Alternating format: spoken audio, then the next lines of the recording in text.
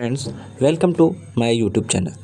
तो आज की कथा है कल्कि पुराण का अध्याय 7, जो कि हम बीते दिनों से आपको सुना रहे थे। तो आज की कथा है कल्कि पुराण अध्याय 1 है, जो कि तीसरा अंश का है। तो आगे की कथा इस प्रकार है। तो सूत जी बोले, इसके बाद कल्कि जी ने कुछ मलेच्छों को बाणों द्वारा भेद कर और कुछ को तलवार से मारकर यमलोक पहुंचाया। इसी प्रकार विशाखयूप, कवि प्राज्ञ, सुमंत्रक, गर्गर्य, भगर्य और विशाल आदि ने भी मलेच्छों को यमलोक पहुंचाया।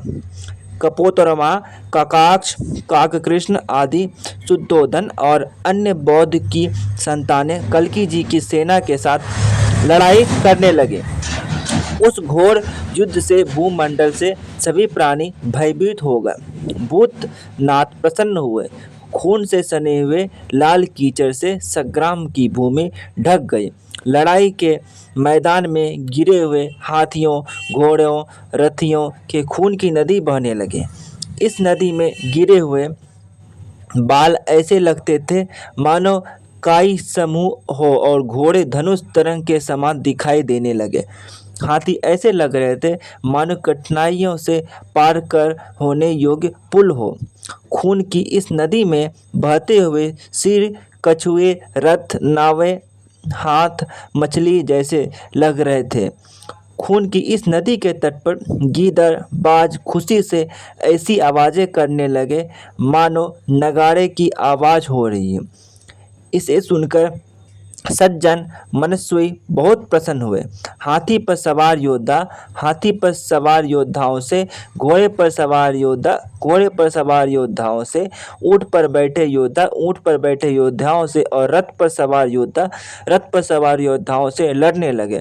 बाणों से बिंधे हुए हाथ, पांव, सिर शरीर से अलग होकर पृथ्वी पर गिरने लगे।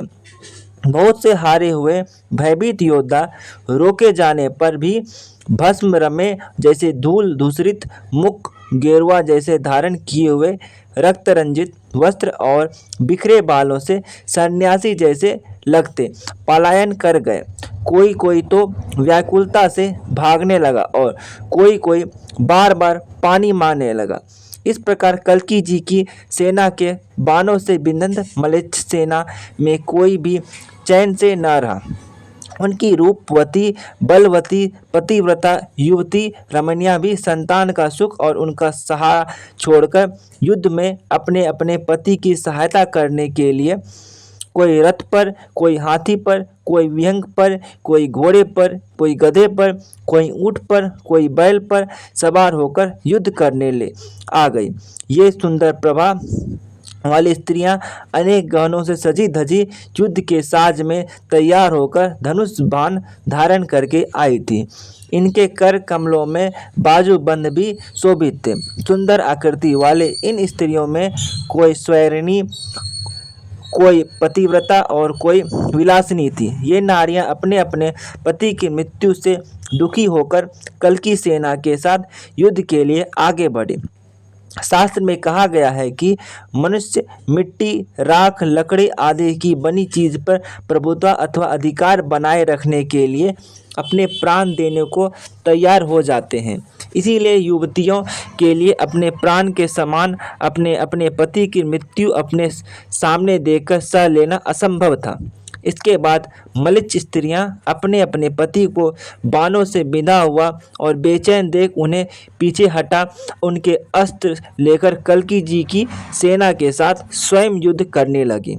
उन स्त्रियों को युद्ध करने को तत्पर देखकर कल्कि जी की सेना विषम्य से भर गई और उसने कल्कि जी के पास जाकर यत्नपूर्वक पूरा समाचार बताया। युद्ध करने की इच्छा वाली स्त्रियों का हाल सुनकर महान बुद्धिमान कल्कि जी प्रसन्नतापूर्वक रथ पर चढ़कर सेना और सेवकों के साथ उस स्थान पर आए। अनेक शास्त्र अस्त्रों को धारण करने वाली, तरह तरह की सवारियों पर चढ़ी हुई, व्यू रचना करने वाली उन मलेच्छ महिलाओं को देखकर पद्मा जी के स्वामी कल्कि जी उनसे बोले, हे महिलाओं, मैं तुम्हारी भलाई के लिए उत्तम वाक्य कहता हूँ, तुम उसे सुनो। क्या पुरुषों का स्त्रियों के साथ युद्ध करना उचित है? अर्थात उचित नहीं है। लहराते हुए बालों से शोभायमान, नयनों को आनंद देने वाले तुम्हारे इन चंद्रमा के समान सुंदर मुखों पर कौन पुरुष प्रहार करेगा। तुम्हारे वक्षस्थल पर कुछ रूपी शिव विराजमान है। सुंदर हार ने सर्प के समान उन स्तनों रूपी महादेव जी को विभूषित किया है। इसे देखकर कामदेव का घमंड भी चूर चूर हो जाता है। अर्थात जो अत्यंत सुंदर है उस पर कौन पुरुष प्रहार करेगा। तुम्हारे कलंक से रहित चंद्रमुख पर लहराते हुए बाल ऐसे हैं जैसे चकोर चांदनी का पान कर रहे हैं। पृथ्वी पर ऐसा कौन सा पुरुष है जो ऐसे मुख पर प्रहार करेगा। भारी स्तनों के बोझ से थोड़ी झुकी हुई तुम्हारी बहुत पतली कमर, छोटे छोटे रोओं से सुशोभित ऐसे अंगों पर कौन प्रहार करेगा। तुम्हारी इन आंखों को सुख देने वाले वस्त्रों से ढके हुए अति सुंदर दोष रहित जगन पर कौन पुरुष बाणों की मार करेगा। कल्कि जी के ये वचन सुनकर मलिक स्त्रियां हंसने लगी और बोले, हे महात्मन, जब आप हमारे पतियों को मार डाला तब हमारा भी नाश हो चुका है। यह कहकर वे स्त्रियां कल्कि जी का नाश करने के लिए तैयार हुई। वे जब अस्त्रों को छोड़ने लगी तो अस्त्र उनके हाथों में धरे के धरे रह गए। तलवार, शक्ति, धनुष, बाण, भाले, लाठी आदि सोने से मढ़े हुए शस्त्रों से उन शस्त्रों के अधिष्ठाता देवतागण साक्षात प्रकट होकर म्लेच्छों की स्त्रियों से कहने लगे, हे स्त्रियों, हमने जिस ईश्वर से तेज पाया है और जिस तेज के द्वारा हम प्राणियों को मारते हैं उन्हें उन्हीं सर्वव्यापक परमात्मा समझो और दृढ़ विश्वास करो। हे स्त्रियों, हम इन्हीं ईश्वर की आज्ञा के अनुसार गतिशील होते हैं। हमने इन्हीं परमात्मा से नाम और रूप पाकर प्रसिद्धि प्राप्त की है। रूप, गंध, रस, स्पर्श, शब्द आदि 5 गुणों के आधार पर पंचभूत हैं। इनमें रहकर ही ये अपना अपना काम करते हैं। ये कल्कि जी वही परमात्मा है। इन्हीं की आज्ञा से काल, स्वभाव, संस्कार आदि